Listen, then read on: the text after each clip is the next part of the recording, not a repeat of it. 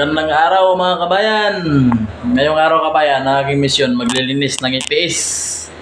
Itong IPS na to kabayan, IPS lang to ng admin. At saka ito yung panel board ng admin. Ang line side niya kabayan, galing doon sa load side ng IPS. Tuturo ko rin sa inyo kabayan, sa mga hindi pa marunong dyan tungkol sa IPS, kung paano itap at paganahin yung mga automatic kung na may contact sa genset. Tuturo ko rin kabayan. So ito kabayan, sa mga hindi nakakaalam, itong tape wire na to, ito yung papunta ng genset. Dito mo makikita yan sa ilalim, makikita yung marking na yung kabayan, ESC. Ang meaning niya kabayan, emergency start contact. Kasi kung mawala si Meralco, mag-automatic si genset. Pero hindi yan mag-automatic kabayan kapag hindi mo i-set up yung IPS sa automatic. Kailangan mo i-set up yung automatic. Yan kabayan. Kailangan naka-auto. Kasi pag manual yan kabayan, auto test, hindi yan mag-automatic.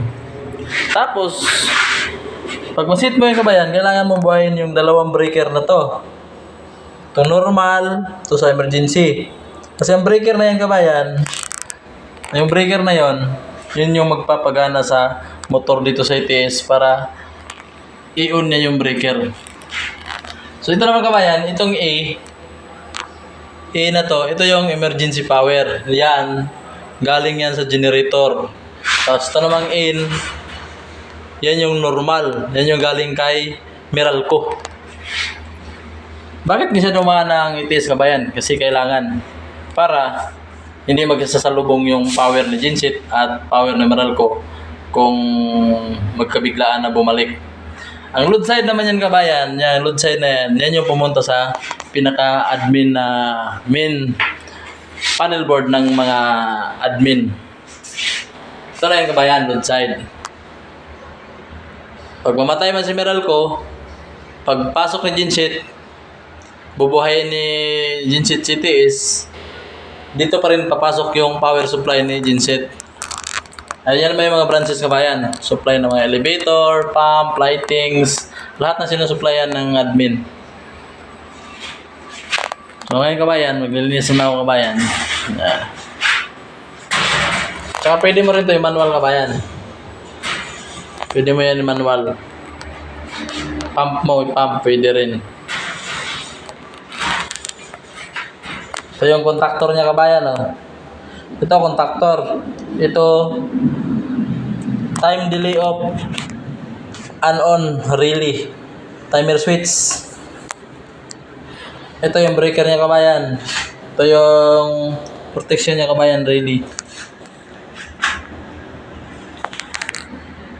Ang supply dito kabayan, line to neutral. Yung puti kabayan, yun yung neutral. Pag kumuha ka ng 220, kailangan yung pula, i-partner mo sa puti. Yung dilaw, i-partner mo sa puti. Yung blue, i-partner mo sa puti. Kung 220 lang yung kailangan nyo. Pero pag kailangan nyo ng 3-piece na 230, kailangan nyo kabayan gumamit ng step down transformer. Kasi ito kabayan, 400 to. Kapag mapartner mo yung pula at saka dilaw, kabayan, 400 yan. Masabog yung mga appliances ng bahay nyo. Pag blue naman at saka pula, ganun pa rin yan kabayan, 400. Susunugin yung mga lahat ng appliances nyo. Pati mga ilaw nyo kabayan. So, yun lang kabayan. No? Kahit paano nakapag-share ako ng konting kaalaman para sa inyong lahat na hindi pa marunong tungkol sa ITS. Imbes kabayan ngayon, maglilinis lang ako. Sinamahan ko na akong konting theory kabayan para matuto rin kayo ng konti. Imbes kabayan, baka pwede nyo naman suportahan ang aking YouTube channel, Alusin Wap TV. Saka yung aking page kabayan, baka pwede nyo i-follow, My Dream. Maraming salamat sa kabayan. God bless you all.